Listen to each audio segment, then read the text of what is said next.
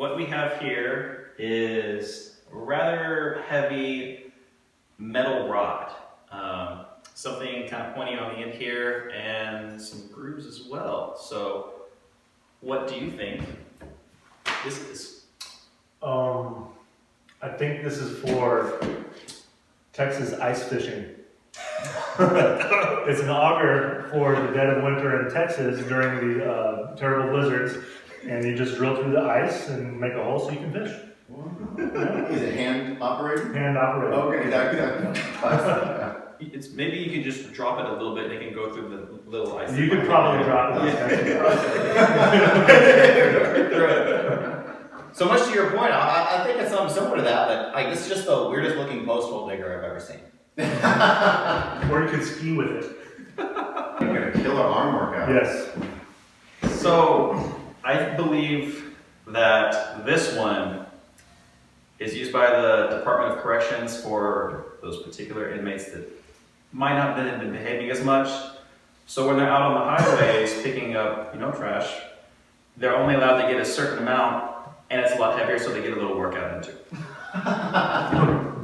That's just mean. It is very That mean. is adding just extra That's what they made. work. But yeah. Well, I've only seen this in black and white.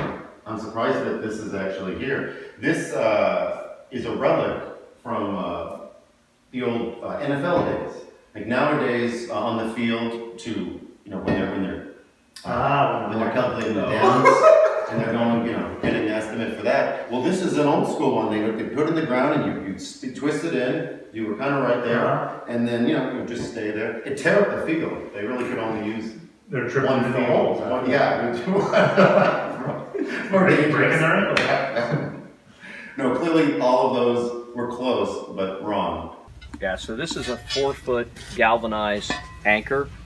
This is basically what is going to prevent a mobile home from flying away in a massive storm.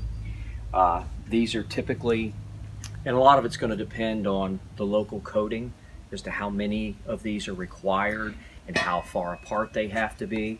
This thing literally gets drilled all the way into the ground. All you see is this sticking up out of the ground. It has bolts that go through here. They're called split bolts, and they're called that because it has a little split in the middle.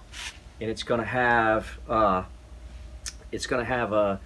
galvanized strapping that's ratcheted through that bolt, and the beams underneath the home are tightened down with these. Typically, there might be 40 or 50 of these all the way around a decent sized home.